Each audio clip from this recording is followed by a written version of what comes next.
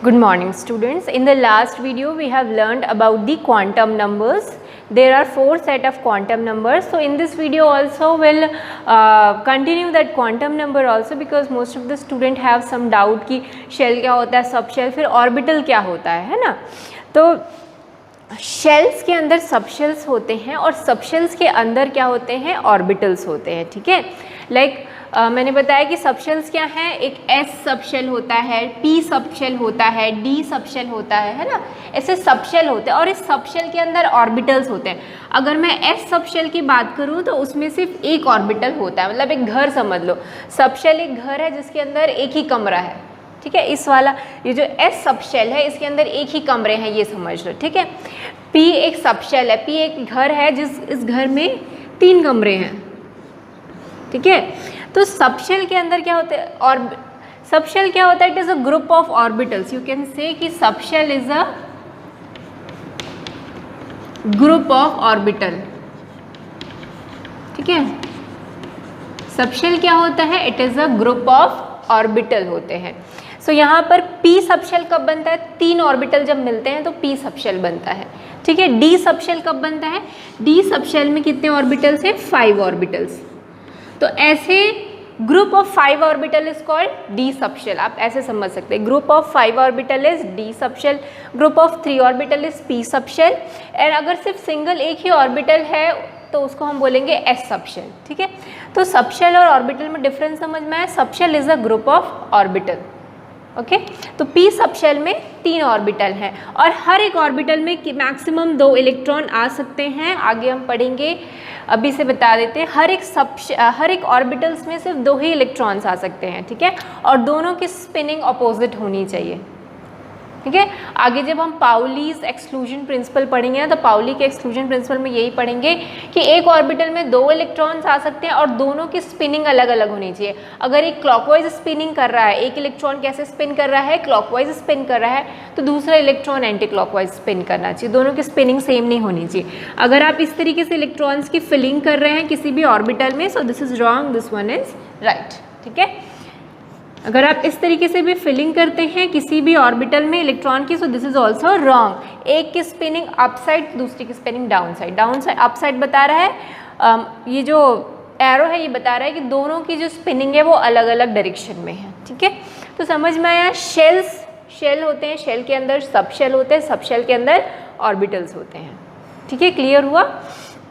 और एक पी, और अगर पी सब शेल है तो उसमें 3 ऑर्बिटल होंगे, डी सब शेल है तो उसमें 5 ऑर्बिटल्स होंगे। तो इतना क्लियर हुआ, सब शेल, ऑर्बिटल्स, शेल्स। ठीक, तो एक बार फिर से क्वांटम नंबर पे जाते हैं हम लोग। We have studied 4 types of quantum number, है ना, 4 क्वांटम नंबर पढ़े हैं। First is a principal quantum number n, जो क्या बताता है, it denotes, it identifies the size of orbital, कि ऑर्बिटल का साइज कैसा है। ठीक है, अगर 1s ऑर्बिटल है, अगर 1s ऑर्बिटल होगा तो उसका साइज छोटा होगा, 2s ऑर्बिटल होगा तो उसका साइज बड़ा होगा। ठीक है, तो ये क्या बताता है, ऑर्बिटल्स की साइज बताता है। ओके, जैसे जैसे हम n बढ़ती जाएगी ऑर्बिटल की साइज भी बढ़ती जाएगी और ऑर्बिटल की एनर्जी भी बढ़ती जाएगी। तो ये एनर्जी और ऑर्बिटल की एनर्जी और उसके साइज के बारे में बताता है। फिर हमने L पढ़ा, L की वैल्यू क्या होती है, 0 to n-1। ठीक है, और L बताता है शेप ऑफ द ऑर्बिटल, कि ऑर्बिटल का शेप क्या है, स्फेरिकल है, डम्बल है, डबल डम्बल है, कि बहुत ज़्यादा कॉम्प्लेक्स स्ट्रक्चर है, वो सब कौन बताता है, this L is L is called azimuthal quantum number. उसके बाद नेक्स्ट जो है इट इज ML क्या बताता है, it is a magnetic quantum number, और ये ओरिएंटेशन बताता है। क्या बताता है, ओरिएंटेशन ऑफ द ऑर्बिटल। ठीक है,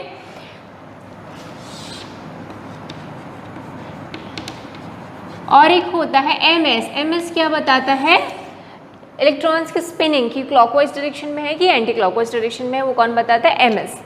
तो उसके अकॉर्डिंग अगर किसी n=1 है, ठीक है, अगर प्रिंसिपल क्वांटम नंबर इज 1 है तो n=1 के लिए L की क्या क्या वैल्यू हो सकती है, L की सिर्फ 0 ही वैल्यू हो सकती है। इस चीज़ को आपको नोट कर लेना है, इट इज़ वेरी इंपॉर्टेंट कि n=1 के लिए L की क्या क्या वैल्यूज़ हो सकती है। n=1 के लिए सिर्फ L 0 ही हो सकता है। ठीक है, ml की क्या वैल्यू होगी, ml की वैल्यू होती है -L to +L।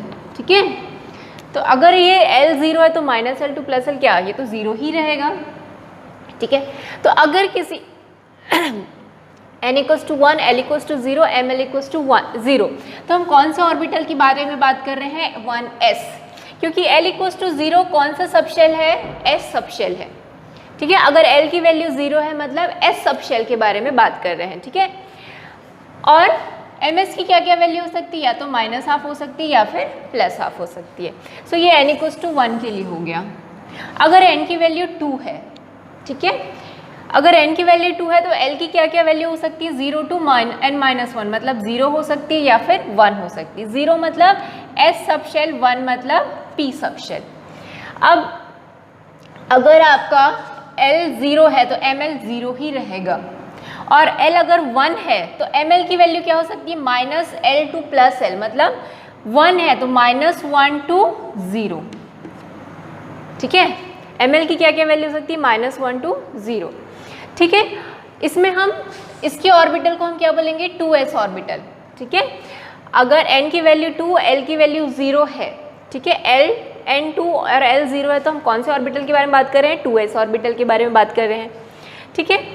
इन सब में है तो कौन से ऑर्बिटल के बारे में बात कर रहे हैं, 2p ऑर्बिटल, और 2p में -1 है मतलब ये 2py है, 0 है मतलब इसको बोलते हैं 2pz, और प्लस है तो 2px, ठीक है। ये तीनों ऑर्बिटल्स हैं 2p के। हम यहाँ पर इसको 2p सबशेल लिख सकते हो। अगर L इक्वल्स टू 1 है, ठीक है, तो कौन से बारे में बात करें, 2p सबशेल के बारे में, ओके। क्योंकि L इक्वल्स टू 1 मतलब P, और 2 क्यों, क्योंकि n इक्वल्स टू 2 है, तो ये कौन सा सबशेल है, 2p सबशेल। 2p सबशेल में कितने ऑर्बिटल्स हैं, 3 ऑर्बिटल्स हैं, ठीक है। और हर एक ऑर्बिटल्स में कितने इलेक्ट्रॉन हो सकते हैं, 2 इलेक्ट्रॉन्स हो सकते हैं, जिसमें एक का रोटेशन माइनस हाफ होगा और दूसरे का रोटेशन हम प्लस हाफ से शो करेंगे, ठीक है।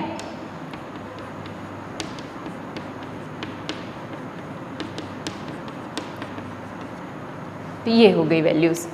अब ये हो गया n इक्वल्स टू 2 के लिए। अब n इक्वल्स टू अगर 3 हुआ, n इक्वल्स टू 3 हुआ तो L की क्या क्या वैल्यू हो सकती है, 0 टू 3 - 1, 3 - 1 मीन्स 2, तो L की वैल्यू 0 हो सकती है, 1 हो सकती है या फिर 2 हो सकती है। अगर L की वैल्यू 0 है मतलब कौन सा है, 3s हुआ कि नहीं, 3 और 0 मतलब s, इसके लिए ML की वैल्यू 0 होगी, 3s ऑर्बिटल होगा, ये माइनस प्लस हाफ और माइनस हाफ, ठीक। अगर L की वैल्यू 1 है मतलब हम कौन से ऑर्बिटल के बारे में बात कर रहे हैं, 3p, और p ऑर्बिटल है मतलब L की वैल्यू 1 है मतलब कितनी वैल्यू होगी, -1 0 +1, ठीक है। ML की क्या क्या वैल्यू होती है, -L टू प्लस L, यहाँ पर L 1 है तो L 1 है तो -1 टू +1, ठीक। तो कौन कौन सा ऑर्बिटल हुआ, 3py, 3pz और 3px, ठीक है। जो p ऑर्बिटल्स हैं उनको हम इस तरह px y z से शो करते हैं, 3 ऑर्बिटल्स को, ठीक है। और हर एक ऑर्बिटल में कितने इलेक्ट्रॉन्स होंगे, 2 इलेक्ट्रॉन्स होंगे,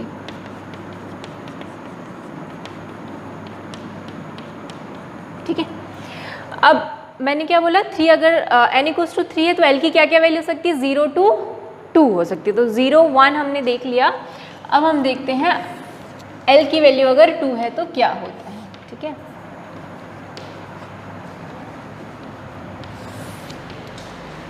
क्लियर हुआ ना, n की वैल्यू अगर 3 है, n क्या है 3, अगर n इक्वल्स टू 3 है तो L की वैल्यू क्या होती है, 0 टू n-1, मतलब 0, यहाँ से देखेंगे 0 टू 3 - 1, 3 - 1 क्या होता है 2, 0 टू 2, सो L की वैल्यू कहाँ से कहाँ तक होगी, 0 टू 2, तो मैंने 0 वाला केस ले लिया, 0 वाले केस में 3s, 1 वाले केस में 3p, और L की वैल्यू 2 है, L की वैल्यू 2 कौन से सबशेल के लिए होती है, 3d सबशेल के लिए होती है, ठीक है। इसके लिए ML की वैल्यू क्या होगी, -L टू +L, तो क्या होगा, -2 -1 0 1 2 +1 +2, ये होगी ML की वैल्यूज। तो इसमें D के कितने ऑर्बिटल्स होंगे, 5 ऑर्बिटल्स होंगे, ठीक है।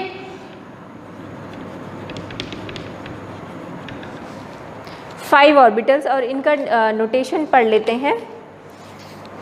D equals to M equals to 0 है मतलब ये dz² है, ठीक है। 1 है तो dxz और dyz, dxz और dyz, और -2 है तो उसकी वैल्यू होती है dxy, और प्लस है तो dx square minus y square. ये सब उसकी ऑर्बिटल्स होते हैं। और क्योंकि हम थर्ड शेल में है तो ये सब क्या हो जाएंगे 3D ऑर्बिटल्स। और सब में ms की वैल्यू क्या होगी plus half minus half plus half minus half. तो इस तरीके से इलेक्ट्रॉन्स का हर एक ऑर्बिटल में 2 इलेक्ट्रॉन्स होंगे और ये उनका शेल और सब शेल का हुआ। ठीक है, ये क्लियर हुआ। n = 1 में कितने ऑर्बिटल हैं 1 ऑर्बिटल है। ठीक है, अगर n = 2 है तो कितने ऑर्बिटल हैं 1 2 3 4 ऑर्बिटल्स हैं। n = 3 है तो कितने ऑर्बिटल्स हैं 1 2 3 4 5 6 7 8 9, है ना। तो n की वैल्यू और ऑर्बिटल्स की वैल्यू, उन दोनों में क्या आपने रिलेशन देखा कि अगर n 1 है तो नंबर ऑफ ऑर्बिटल्स कितने होते हैं 1। ठीक है, n अगर 2 है तो नंबर ऑफ ऑर्बिटल्स भी कितने होते हैं 4। n अगर 3 है तो नंबर ऑफ ऑर्बिटल्स कितने हैं 9। मतलब दोनों में क्या रिलेशन है, number of orbital is n square, है ना। क्लियर हुआ, number of orbital is n square. Okay,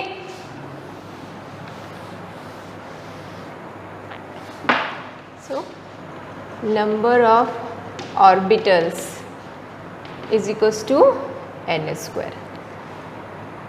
okay, यहाँ से निकल गया। और हम क्या निकाल सकते हैं, नंबर ऑफ सबशेल।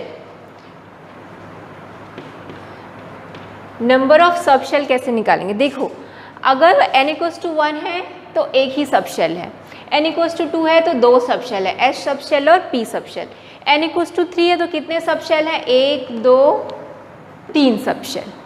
मतलब जो n की वैल्यू है उतने ही सबशेल है। सबशेल और ऑर्बिटल में डिफरेंस समझ में है ना। l क्या बता रहे हैं, सबशेल्स बता रहे हैं, नंबर ऑफ सबशेल्स। ठीक है, l क्या बता रहा है, नंबर ऑफ सबशेल्स। यहाँ कितने सबशेल हैं 1, यहाँ 2 सबशेल, यहाँ 1 2 3 सबशेल। l जो है वो हमको क्या बताता है, नंबर ऑफ सबशेल्स। ठीक, तो नंबर ऑफ सबशेल क्या होगा, it's equal to the value of n। जो n की वैल्यू है वही नंबर ऑफ सबशेल्स होंगे। यहाँ से क्लियर हुआ। Orbitals, these are the orbitals, है ना। अगर p सबशेल में 3 ऑर्बिटल्स होते हैं, है ना, 2p सबशेल है तो वहाँ भी 3 ऑर्बिटल है, 3p सबशेल है तो वहाँ भी 3 ऑर्बिटल है, s सबशेल में एक ही ऑर्बिटल होता है। तो ये बता रहे हैं ऑर्बिटल्स के बारे में और ये बता रहे हैं सबशेल के बारे में कि ये 3s सबशेल है, ये 3p सबशेल है। ठीक, सो ये हुआ नंबर ऑफ सबशेल। अब नंबर ऑफ ऑर्बिटल्स जानना है आपको। Number of orbitals in an atom है ये, तो ठीक है, in a shell. Number of orbitals in a subshell. किसी सबशेल में कितने ऑर्बिटल होंगे, ये तो हमने देखा कि ओवरऑल शेल में कितने ऑर्बिटल हैं। अगर मैं थर्ड शेल की बात करूँ तो थर्ड शेल में कितने ऑर्बिटल हैं 1 2 3 4 5 6 7 8 9। ओके, अब मैं बोलूँ किसी सब शेल में कितने ऑर्बिटल हैं, मतलब p सबशेल में कितने ऑर्बिटल हैं, 3p सबशेल में कितने ऑर्बिटल हैं, तो 3 ऑर्बिटल हैं। तो ये वैल्यू कैसे आती है, इट इज़ 2l+1। ठीक है, देखो यहाँ पर अगर मैं ये वाला केस देखूँ तो इस केस में l क्या है 1 है, तो यहाँ l 1 रख दो, 2 × 1 + 1 कितना हो गया 3। सो किसी भी अगर सबशेल में निकालना है कि कितने ऑर्बिटल्स हैं तो ये वाला फॉर्मूला है 2 × 2l+1। और एक ऑर्बिटल में कितने इलेक्ट्रॉन आ सकते हैं, 2 इलेक्ट्रॉन्स ही आ सकते हैं। ठीक है,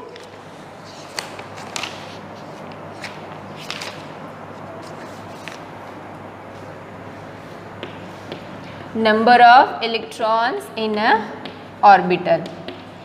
एक ऑर्बिटल में 2 इलेक्ट्रॉन हो सकते हैं। अगर 3py में बोल लूँ तो 3py में 2 इलेक्ट्रॉन्स हो सकते हैं। तो अगर हम बोलें किसी शेल में कितने इलेक्ट्रॉन होंगे, ठीक है, किसी शेल में मैक्सिमम कितने इलेक्ट्रॉन हो सकते हैं। अगर मैं फर्स्ट शेल की बात करूँ तो फर्स्ट शेल में कितने इलेक्ट्रॉन हो सकते हैं मैक्सिमम। अगर मैं बोलूँ सेकेंड शेल में कितने इलेक्ट्रॉन हो सकते हैं मैक्सिमम, तो उसका फॉर्मूला है maximum number of electrons in a shell.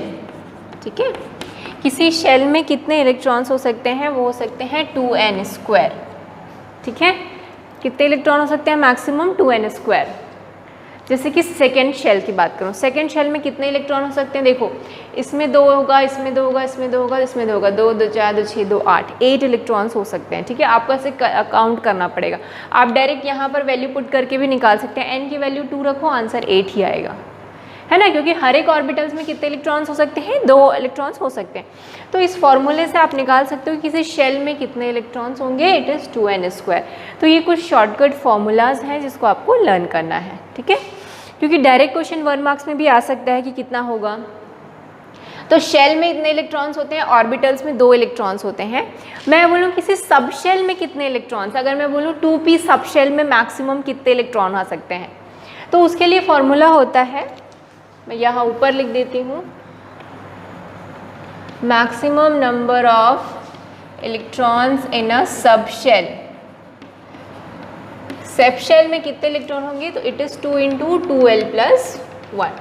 कितने होते हैं? 2 × 2l+1। आप रख के देख लो।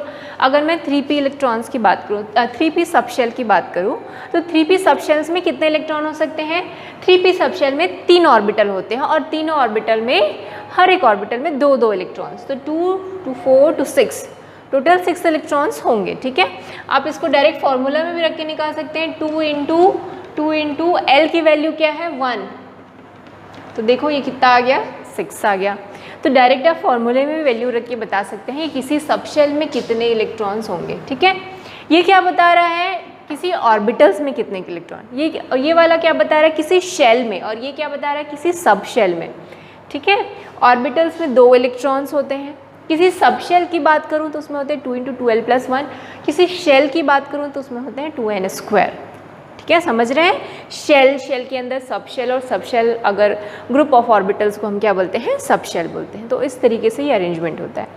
ठीक है, आगे हम पाउलीज का एक और रूल पढ़ेंगे जिसमें वो बोलते हैं no 2 electron can have the same 4 set of quantum numbers. ठीक है, किसी भी 2 इलेक्ट्रॉन्स के क्वांटम नंबर, चारों क्वांटम नंबर सेम नहीं हो सकते। ठीक है, क्या बोल रहे हैं? किसी भी 2 इलेक्ट्रॉन्स के चारों क्वांटम नंबर सेम नहीं हो सकते। देखते हैं उसको कैसे। जैसे ये 1s ऑर्बिटल है, ये 2s ऑर्बिटल है। ठीक है, 1s में भी एक ही ऑर्बिटल होंगे, 2s में भी एक ऑर्बिटल। तो इसमें सपोज 1s में 2 इलेक्ट्रॉन है और ये 2s में भी 2 इलेक्ट्रॉन है। अगर आप इन दोनों इलेक्ट्रॉन का क्वांटम नंबर लिखेंगे, अगर मैं इस इलेक्ट्रॉन का क्वांटम नंबर लिखूं तो n, l, ml और ms। ठीक है, इसके लिए n की वैल्यू क्या है? ये कौन से शेल है? फर्स्ट शेल है। s है मतलब क्या है? 0, है ना, s है, s सब शेल है मतलब l की वैल्यू 0 होगी। ml की वैल्यू क्या होगी? l 0 है तो ml भी क्या होगा? 0। अब देखो इसका डायरेक्शन ऊपर की तरफ है, इसलिए इसका स्पिनिंग होगा, इसलिए इसका होगा +½ अगर मैं इस इलेक्ट्रॉन के लिए लिखूं n = 1 होगा, अगेन ये फर्स्ट शेल है, l 0 क्योंकि s सब शेल है, ml की वैल्यू भी क्या होगी? 0, ms की वैल्यू क्या होगी? अब देखो ये डाउनवर्ड डायरेक्शन है, इसलिए इसके लिए ms की वैल्यू होगी -½ ठीक है, तो आप देखो दोनों में 3 क्वांटम नंबर तो सेम है बट 4th क्वांटम नंबर अलग है। तो यही बोल रहे हैं कि किसी भी इलेक्ट्रॉन के लिए, किसी भी 2 इलेक्ट्रॉन के लिए, अगर वो दोनों इलेक्ट्रॉन सेम एटम के हैं तो ठीक है, सो उनके quantum number, all 4 quantum number are not exactly same. ठीक है, ये देखो चारों में से एक न एक का डिफरेंस है। अब इसमें भी निकालते हैं, इसके लिए n क्या हो जाएगा? 2 क्योंकि सेकेंड शेल है।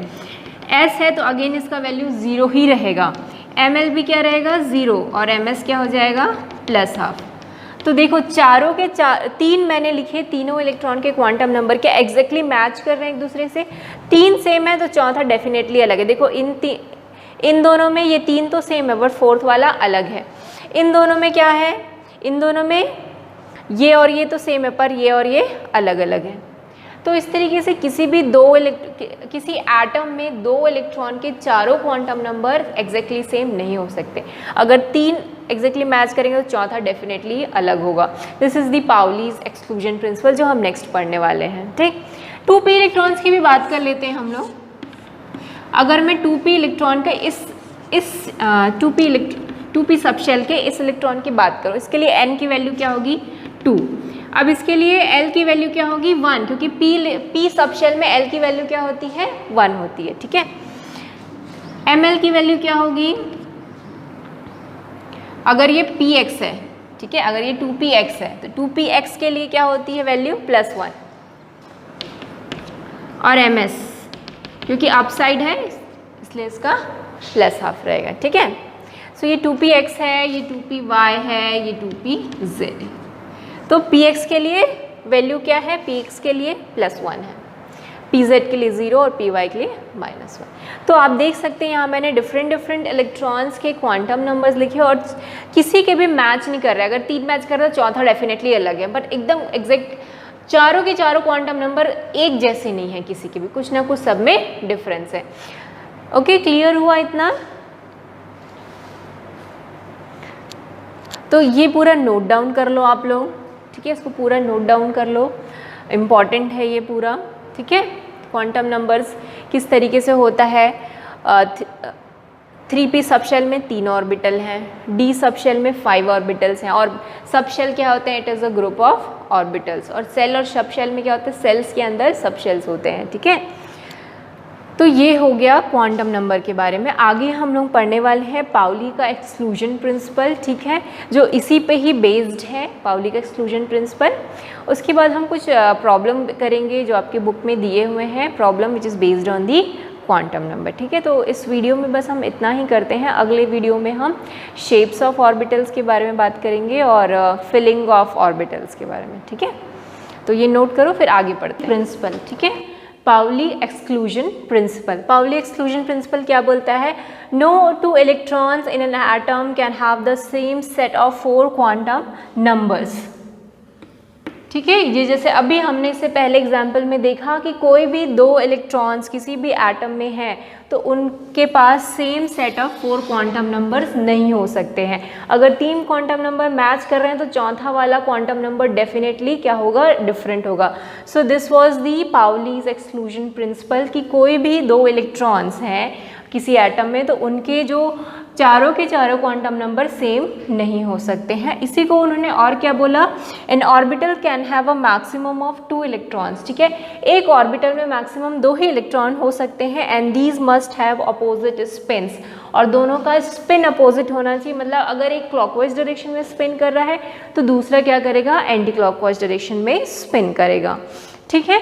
तो ये था पाउलीज एक्सक्लूजन प्रिंसिपल जो मैंने अभी थोड़ी देर पहले आपको एग्जाम्पल से समझाया था कि अगर मैं 1s ऑर्बिटल की बात करूं तो उसमें हमेशा क्या आएंगे, एक ऑर्बिटल में 2 ही इलेक्ट्रॉन आ सकते हैं, और इन दोनों का जो n डिफरेंट वैल्यूज़ होगी क्वांटम नंबर्स की, वो चारों सेट के में से कोई ना कोई एक अलग होगा ही, चारों के चारों एक जैसे नहीं हो सकते, है ना। अगर p ऑर्बिटल्स हैं इस तरीके से तो p में भी 3 ऑर्बिटल्स होते हैं, तो उनमें भी हमेशा एक में 2 इलेक्ट्रॉन्स ही आ सकते हैं, और इन सब का जो क्वांटम नंबर है वो मैच नहीं करे, कहीं ना कहीं उनमें अलग अलग होगा ही। तो ये उनका प्रिंसिपल था, ठीक है। तो ये पाउलीज का एक्सक्लूजन प्रिंसिपल था। इसी के अकॉर्डिंग हम किसी भी एटम में इलेक्ट्रॉन्स फिल कर सकते हैं। और भी बहुत सारे रूल्स अभी हम पढ़ने वाले हैं, आप बाउ रूल्स पढ़ेंगे, हर्न्स रूल पढ़ेंगे, उससे और क्लियर हो जाएगा, ठीक है। तो अभी तक हम जितना पढ़े उसका नट शेल क्या है, number of sub shell in a shell. अगर मैं किसी शेल की बात करूँ, लाइक n = 1, n = 1 में कितने शेल सब शेल होते हैं, तो 1। n = 2, n = 2 में कितने होते हैं, 2 सब शेल, है ना। n = 2 में 2 सब शेल होते हैं, एक s होता है, एक p होता है। अगर n = 3 है तो उसमें 3 सब शेल होंगे, s p d। तो value of sub shell in a shell, किसी भी शेल में कितने सब शेल होते हैं, जितना उस वैल्यू है उस सब शेल की, ठीक है। n = 1 में सिर्फ एक सब शेल होगा, n = 2 में 2 सब शेल होंगे, n = 3 में 3 सब शेल होंगे, ठीक है। Number of orbitals in a shell, किसी भी शेल में कितने ऑर्बिटल्स होते हैं, तो किसी भी शेल में n² ऑर्बिटल होते हैं। जैसे कि सेकेंड शेल की बात करूँ, सेकेंड शेल में 2 सब शेल और कितने ऑर्बिटल्स, s का 1 ऑर्बिटल और p के 3 ऑर्बिटल, p के 3 ऑर्बिटल। तो टोटल कितने हो गए, 1 + 3 4, ठीक है, समझ रहे हैं। s में हमेशा एक ऑर्बिटल होता है और p के 3 ऑर्बिटल्स होते हैं ना, p के 3 ऑर्बिटल, तो टोटल कितने हो गए 4। तो n = 2 है तो नंबर ऑफ ऑर्बिटल्स 4 हो गए। n = 3 है तो देखो 1 के कितने ऑर्बिटल 1, p के 3 और d के 5, तो कितने हो गए टोटल 9। तो n = 3 है तो टोटल ऑर्बिटल्स कितने होंगे 9। तो आपको इतना काउंट करने की ज़रूरत नहीं, आप सीधे इस फॉर्मूले से बता सकते हैं कि किसी भी शेल में कितने ऑर्बिटल्स होते हैं n²। Number of orbital in a sub shell, किसी सब शेल में कितने ऑर्बिटल्स होते हैं। जैसे अगर मैं एक सब शेल की बात करूं 2p सब शेल, तो 2p सब शेल में कितने ऑर्बिटल हैं 1 2 3, तो p ऑर्बिटल है तो p के लिए l की वैल्यू क्या होती है 1, ठीक है। तो वहां पर वैल्यू को रखो 2 × 1 + 1, तो कितना हो गया 3। तो किसी भी अगर सब शेल में आपको ऑर्बिटल निकालना है तो फॉर्मूला है 2l + 1। Number of electrons in orbital, किसी भी ऑर्बिटल में कितने इलेक्ट्रॉन आ सकते हैं तो 2 ही इलेक्ट्रॉन्स आ सकते हैं। Number of electron in a sub shell, किसी सब शेल में कितने इलेक्ट्रॉन है, मतलब आपको पता करना है कि p सब शेल में कितने इलेक्ट्रॉन्स होंगे, तो ये वाला फॉर्मूला लगाएंगे 2 × 2l + 1, ठीक है। l की वैल्यू p के लिए क्या होती है 1 होती, तो l = क्या रखेंगे 1। d के लिए l की वैल्यू क्या होती है 2, तो l = 2 रखेंगे तो आपको पता चल जाएगा कि d सब शेल में कितने इलेक्ट्रॉन्स हो सकते हैं मैक्सिमम, ठीक है। तो ये सब कुछ शॉर्टकट फॉर्मूला है, आप डायरेक्ट यहाँ से भी बना सकते हैं, ओके। तो इसको दोनों को नोट कर लो आप, पाउलीज एक्सक्लूजन प्रिंसिपल और नंबर ऑफ शेल, ये जो कुछ इंपॉर्टेंट फॉर्मूलाज हैं, ठीक है। फिर हम कुछ न्यूमेरिकल देखते हैं जो आपकी बुक के ही हैं। जो पहला क्वेश्चन है, which of the following set of quantum numbers are not permitted, इसमें से कौन सा क्वांटम नंबर्स जो है परमिटेड नहीं है, आपको बताना है। फर्स्ट देखते हैं n = 2, l = 2, m = -1, ms = +½ अब आप बताओ कि ये क्वांटम नंबर्स परमिटेड है कि नहीं है। अगर n की वैल्यू 2 है तो l की वैल्यू क्या हो सकती है, अगर n 2 है, ठीक है, n की वैल्यू अगर 2 है तो l की क्या वैल्यू होती है, l होता है 0 to n-1, मतलब l की क्या क्या वैल्यू हो सकती है 0 और 1 हो सकती है, जबकि यहाँ पर l की वैल्यू क्या दी हुई है 2 दी हुई है। समझ रहे हैं क्या बोल रहे हैं, अगर n की वैल्यू 2 है तो l की क्या क्या वैल्यू हो सकती है 0 to n-1, 0 to n-1 मतलब 0 और 1 ही हो सकती है l की वैल्यू, n यहाँ पर 2 है, 2 - 1 1, ठीक है। तो for n = 2 l can be 0 और 1 but it can not B 2, but यहाँ पर l की वैल्यू क्या दी हुई है 2 दी हुई है, मतलब this set of quantum numbers is not permitted, okay. So आप क्या लिखेंगे, आंसर क्या लिखेंगे, this set of quantum number are is not permitted. क्यों परमिटेड नहीं है, क्योंकि for n = because for n = 2 the value of l cannot be 2, ठीक है, क्योंकि अगर n की वैल्यू 2 है तो l की वैल्यू 2 हो ही नहीं सकती है। फॉर n = 2 l की क्या क्या वैल्यू हो सकती है, या तो 0 हो सकती है या तो 1 हो सकती है, पर 2 कभी भी नहीं हो सकती। So this set of quantum number is not permitted, why, because n = 2 l की क्या हो वैल्यू 2 हो ही नहीं सकती, l की सिर्फ 2 ही वैल्यू हो सकती है, 0 फिर या 1, पर 2 कभी नहीं हो सकती। अगला देखते हैं ये वाला set of quantum numbers permitted है कि नहीं। फॉर n = 2 l की वैल्यू 1 हो सकती है क्या, बिल्कुल हो सकती है ना। अगर n की वैल्यू 2 है तो l की वैल्यू क्या हो सकती है 0 भी हो सकती है और 1। m मतलब हो गया मैग्नेटिक क्वांटम नंबर, जिसको हम ml से डिनोट कर रहे थे। ml की क्या क्या वैल्यू हो सकती हैं, इसके लिए तो 0 ही होगी और इसके लिए क्या होगी -1 0 +1, तो ml की इतनी वैल्यू हो सकती हैं, तो -1 है यहाँ, -1 यहाँ भी है। s की वैल्यू -½ हो सकती है क्या, बिल्कुल हो सकती है, s की वैल्यू -½ होती है या फिर +½ होती है। सो दिस इज परमिटेड, तो आप क्या लिखेंगे, this set of quantum number is permitted, क्योंकि इसमें सब कुछ वैलिड है, ठीक है। अगला हम देखते हैं n = 2, n = 2 के लिए l की वैल्यू 0 हो सकती है, हाँ n = 2 के लिए l की वैल्यू 0 भी हो सकती है 1 भी हो सकती है, तो करेक्ट है। m की वैल्यू 0 हो सकती है क्या? हाँ, m की वैल्यू 0 हो सकती है। s की वैल्यू 0 हो सकती है क्या? नहीं, s की वैल्यू कभी भी 0 नहीं हो सकती। s मतलब जो हम ms बोलते थे ना, this ms is called s, है ना, दोनों ही एक है। मैंने आपको पहले भी बताया था कि जो स्पिन क्वांटम नंबर है उसको हम s से भी डिनोट करते हैं और ms से भी डिनोट करते हैं। ओके, तो यहाँ पर s मतलब वही स्पिन क्वांटम नंबर के बारे में बात हो रही है। सो यहाँ पर आप देखो s की वैल्यू 0 है, s की वैल्यू कभी भी 0 नहीं हो सकती। तो आप यहाँ पर क्या लिखेंगे? This set of quantum number is not permitted because the value of s can not be 0। ठीक है, this set of quantum number is not permitted. क्यों परमिटेड नहीं है? इसकी रीजन क्या है? बिकॉज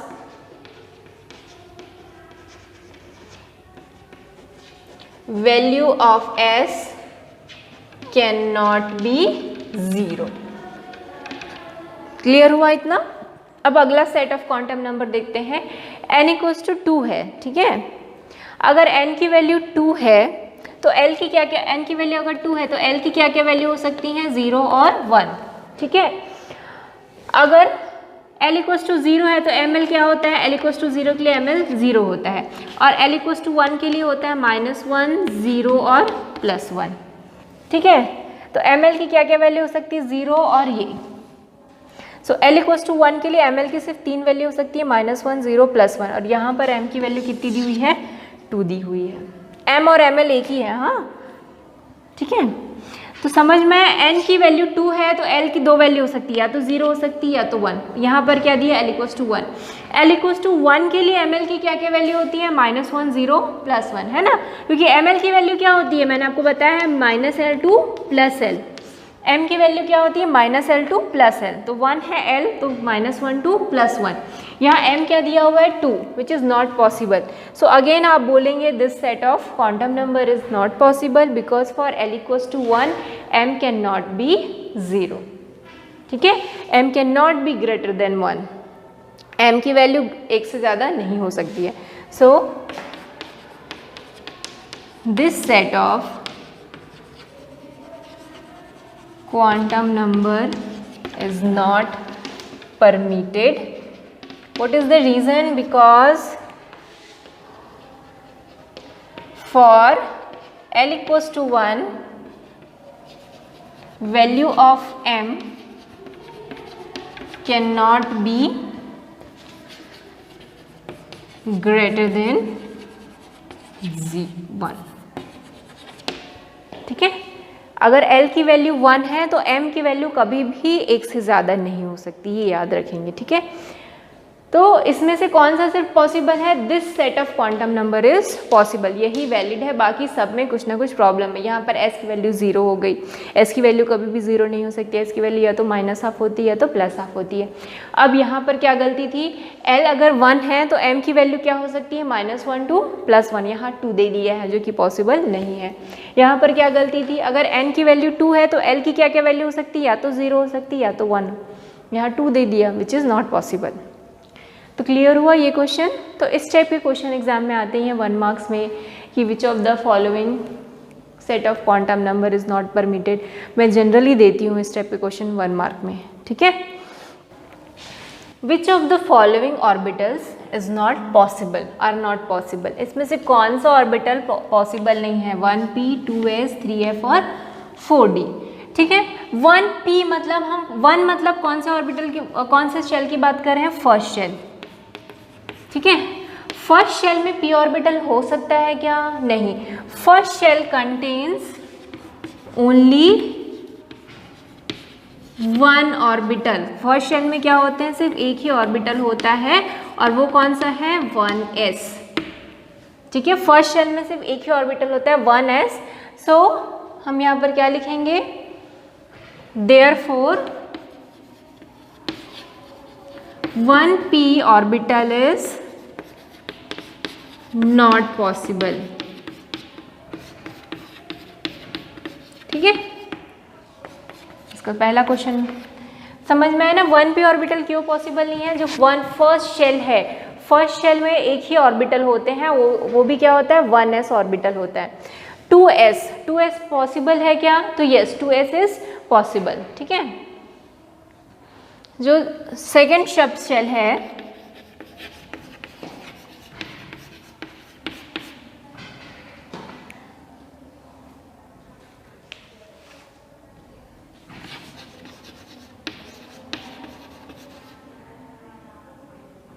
सेकेंड शेल हैज़ 2 सब शेल, लिख सकते हो। सेकेंड शेल हैज़ 2 सब शेल, कौन कौन से होते हैं, 2s 2p।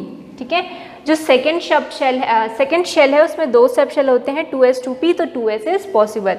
So therefore 2s is possible. ठीक है, 3f पॉसिबल है क्या, आप देखेंगे जो थर्ड शेल है, थर्ड शेल में कितने सब शेल होते हैं, थर्ड शेल हैज 3 सब शेल। थर्ड शेल में कितने सब शेल होते हैं, 3। वो क्या क्या होते हैं, दे आर 3s 3p और 3d। ठीक है, आपको अभी याद होगा, इससे पहले जस्ट मैंने कराया था कि फर्स्ट जो शेल है उसमें एक ही ऑर्बिटल है 1s। ठीक है, जो सेकेंड शेल है उसमें दो सब शेल होते हैं, वो 2s और 2p। जो थर्ड शेल है उसमें 3 सब शेल होते हैं, 3s 3p और 3d। तो 3f जो है इट इज़ नॉट पॉसिबल। ठीक है, तो इसमें हम लिखेंगे therefore 3f is not possible. तो ये हो गया थर्ड आंसर। 4d पॉसिबल है कि नहीं, जो फोर्थ शेल है, fourth shell has 4 sub shell. ठीक है, इससे पहले जस्ट मैंने कराया था नंबर ऑफ सब शेल कितना होता है, जो उसका शेल नंबर है ना। अगर फोर्थ शेल के बारे में बात करें तो उसमें 4 सब शेल होंगे। फर्स्ट शेल के बारे में बात करें तो उसमें 1 सब शेल होंगे। अगर हम सेकेंड शेल के बारे में बात करें तो उसमें 2 सब शेल होंगे। तो जितना शेल नंबर है उतने ही नंबर ऑफ सब शेल है। तो अगर फोर्थ शेल की बात करें तो fourth shell has 4 sub shell. कौन कौन से होते हैं, they are 4s 4p 4d और 4f। ठीक है, जो फोर्थ सब शेल है उसमें फोर्थ शेल है उसमें 4 सब शेल होते हैं, 4s 4p 4d 4f। तो हम 4d पॉसिबल है क्या, yes, therefore 4d is possible. ठीक है, ये बहुत बेसिक क्वेश्चन है। अगर ये सब बेसिक क्वेश्चन का आप आंसर दे पा रहे हैं तभी आप जो है आगे के कंसेप्ट बना सकते हैं। ठीक है, कि कौन सा ऑर्बिटल पॉसिबल है, कौन सा ऑर्बिटल पॉसिबल नहीं है, ये जानना बहुत ज़रूरी है। ठीक है, तो इसके लिए हमको ये जानना ज़रूरी है कि अगर फर्स्ट शेल है तो फर्स्ट शेल में एक ही ऑर्बिटल होता है 1p। ठीक है, सेकेंड शेल में 2 सब शेल होते हैं, 2s और 2p के। 2s के 1 ऑर्बिटल, 2p के 3 ऑर्बिटल, p के हमेशा 3 ऑर्बिटल, d के हमेशा 5 ऑर्बिटल्स। तो ये जो कंसेप्ट है आपको क्लियर होना चाहिए। ठीक है, तो इस ऐसे क्वेश्चन में और एज होमवर्क दे दूँगी, आप खुद थोड़ा सा माइंड स्टॉर्मिंग कीजिए, बहुत ज़्यादा सोचिए इस चीज़ पे, तो आपको ज़्यादा क्लियर हो जाएगा। 1-2 क्वेश्चन आप खुद से करेंगे, खुद से सोचेंगे तो ज़्यादा क्लियर होगा। ठीक है, एक बार फिर से मैं थोड़ा सा रिवाइज करा देती हूँ आपको। ये क्लियर हो गया, इसको नोट डाउन कर लो। ठीक, जो फर्स्ट शेल है, ठीक है, फर्स्ट शेल में कितना ऑर्बिटल है, 1s का एक ऑर्बिटल। सेकेंड शेल के बारे में बात करूं तो सेकेंड शेल में 2 सब शेल होते हैं, 2s 2p के। 2s का एक ऑर्बिटल और 2p के कितने ऑर्बिटल होते हैं, 3 ऑर्बिटल। ठीक है, तो टोटल कितने ऑर्बिटल हो गए, 4। अगर मैं थर्ड शेल की बात करूं, थर्ड शेल में होते हैं 3 सब shell, 3s 3p 3d। s का एक ऑर्बिटल, p के 3 ऑर्बिटल और d के 5 ऑर्बिटल्स। तो इस तरीके से वो आगे जाता है। फोर्थ शेल की बात करूँ तो 4s 4p 4d 4f। ठीक है, फिफ्थ शेल में तो 5 हो जाता है, 5s 5p 5d 5f 5g। तो 5 तक तो पहुंचना नहीं है, उतना हमारा काम ही नहीं होगा। हमारा जनरली ना 3 तक, सारे काम हमारे 3 तक खत्म हो जाएंगे। हम जितने भी एलिमेंट्स के बारे में 11th में पढ़ने वाले हैं ना, फर्स्ट सेकेंड और थर्ड शेल में ही सब कुछ खत्म हो जाएगा। ठीक है, ज़्यादा से ज़्यादा हम 4s 4p तक जाएंगे, 4s 4p 4d तक जाते हैं, उससे ज़्यादा हम नहीं जाएंगे। ठीक है, 4 शेल में हम जाएंगे 4s 4p 4d तक। तो यहाँ तक क्वांटम नंबर का कंसेप्ट समझ में आ गया। अब हम नेक्स्ट वीडियो में पढ़ेंगे शेप ऑफ s, p और d ऑर्बिटल्स। ठीक है, तो इस वीडियो में कोई डाउट हो तो just let me know. Thank you.